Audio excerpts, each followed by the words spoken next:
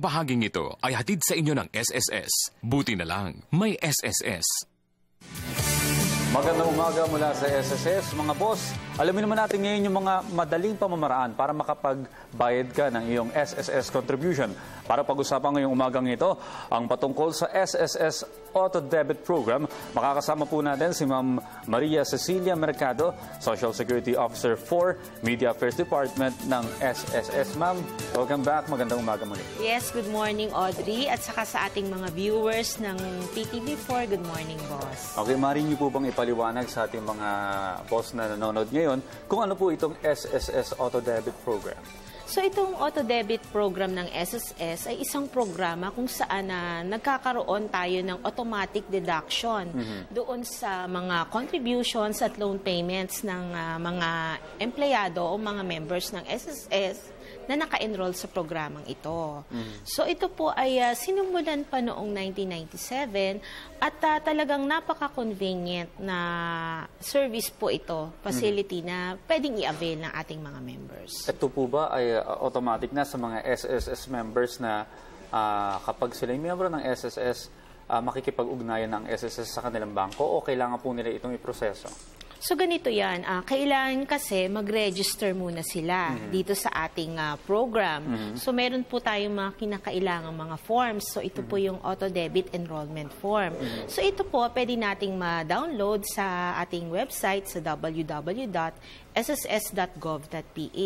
So ito, kailangan syempre yung kanilang bangko ay member nitong ating programang ito.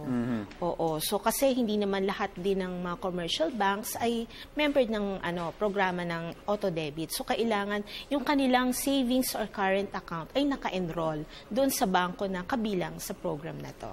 Okay, ma'am, ano po yung qualification ng isang SSS member na maaaring sumailalim sa programang ito? Lahat po ba ng SSS members pwede dito? So ganito yan, usually ang ating mga self-employed, OFW members, tapos yung ating mga household employers, pwede na rin. At saka yung ating mga employed members na merong housing na mga loans, so kabilang po sila dito. So yun po ang mga pwede na makasali dito sa programang ito. At saka syempre yung ating mga non-working spouses. So kabilang din po sila na pwedeng mag-enroll dito. Okay, ano po ba yung mga advantages kapag sumailalim ka sa auto debit program ng SSS? So unang-una, Audrey, talagang iniiwasan natin yung makipag-transact tayo sa mga bangko na merong pila. Di ba? Pag pumupunta tayo ng bangko, kumukuha pa tayo ng number, tapos pumipila tayo. Dito, hindi ka napipila. Kasi nga, automatic na yung deduction doon sa kanilang account. At syempre, convenient. So you save time and effort din. Tapos, ang pinakamaginhawa din is safe and secure to. Kasi alam mo na hindi ka mag-miss out on your payments sa contributions at saka sa mga loans. So, ito po ba yung nakarehistro rin sa mga payslip halimbawa? Hindi. Kasi ang bangko ang magbibigay ng statement kung na-deduct na yung contributions nila. Na kailangan na lang i-check ng mga miyembro sa bangko na po nila. Pwede din silang mag-request doon sa kanilang bank kung halimbawa magkano na ba yung balance ko or ganyan or magkano na yung na-deduct na payment. Pero Audrey, ang pinaka-importante talaga dito, hindi po tayo nawawala ng pondo doon sa ating savings or current account. At saka marami pong mga reaction na mga nakausap ko ng mga SSS members, na parang hindi nila nararamdaman na yung deduction because automatic ni siya eh. Hindi na kailangan pang i-budget at pumila ka doon na mararamdaman mo po yung pagbabayad mo ng contribution.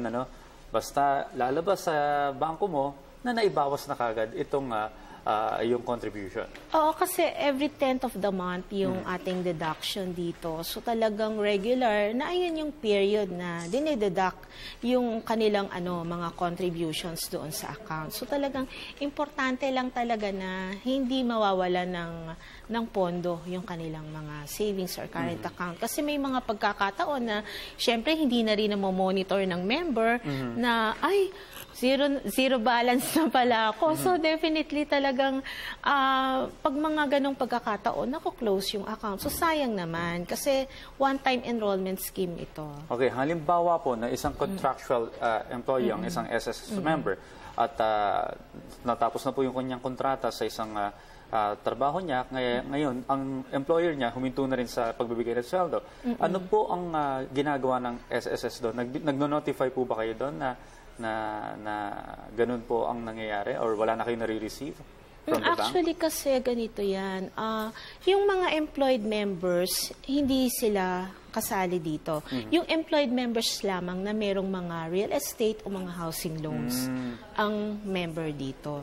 Kasi merong facility talaga yung ating mga employers na ginagamit para dun sa deduction ng kanilang mga employees. Kasi marami to pangkalahatan to Ito kasi optional lang. Pero mas maganda din na ma-avail po ito ng ating mga members, lalo na kung sila ay mga self-employed or voluntary members at saka yung ating mga OFWs. Okay, sa mga boss po natin na nanonood ngayon, paano po yung proseso at saka magparehistro yung katulad ng binanggit nyo kanina?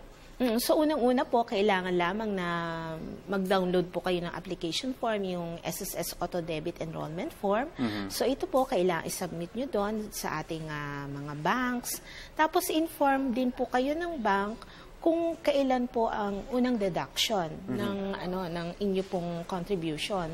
And also at the same time, yung SSS naman magpa-facilitate ng processing din dito sa auto debit na na program na to. So nais ko lang din na ipaalam yung marami po tayong bangko na kabilang sa program na ito. So banggitin ko lang po yung Banco de Oro, isa po yan, Bank of the Philippine Islands, tapos po yung PNB, Philippine National Bank, Metro Bank, tapos po yung UCPB, meron po din tayo dyan. At saka syempre yung ating Country Rural Bank sa Taguig and yung First Consolidated Bank na nasa Cebu. So yun po, marami. Akala ko maririnig yung Land Bank. Before po talaga, meron po tayong partnership. So since meron pong mga changes din sa mga system, so hindi na po sila kasali. Pero yun po yung mga top banks na kasali sa ADA. Okay, dahil sinabi niyo po kanina, matagal na rin itong sinimulan ng SSS. Ilan na po ba yung mga enrollees ngayon sa ngayon 2016? So as of December, we have around 10,644 lang na mga members dito sa ADA. Kaya nga we are promoting na sila ay mag-register pa rin dito sa ating programa. Kasi yun nga po, kaya po medyo tatanong nila, ay bakit mga 10,000 lang yung ating mga members dito? Kasi po, usually yun nga, yung pagmomonitor po ng account, syempre, minsan yung mga members hindi nila nakikita na ay naku, zero balance na pala ako dun sa sa bangko ko. Kasi definitely, di ba, meron tayong mga maintaining balance dito sa mga banks. So, kailangan talaga strict din yung ating pag-monitor doon sa ating mga funds doon. And we have to follow din yung bank regulations. Ito naman, kung gusto nyo lang po ang mapadali yung inyong proseso ng payment at hindi na kailangan magbayad pa sa bangko. So ngayon po, Ma'am Cecilia, muli po natin hikayatin yung ating mga SSS members na sumailalim dito sa may SSS Auto Debit Arrangement Program. Muli po, ating inaanyayahan yung ating mga self-employed, voluntary, at saka mga OFW members.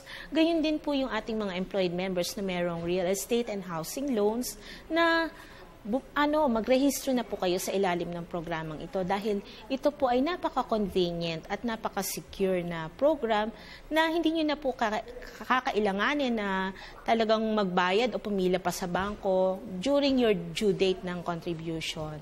So muli po, mag-register na po kayo dito sa Auto Debit Arrangement Program. Okay, maraming salamat po sa lahat ng impormasyon na ibinahagi niyo sa amin ngayong umagang ito. Nakapanayan po natin ngayong umaga si Social Security Officer for Media Affairs Department ng SSS na si Ma'am Maria Cecilia Mercado. Maraming salamat po, Ma'am. Maraming salamat at magandang umaga. Ang bahaging ito ay inihatid sa inyo ng SSS. Buti na lang, may SSS.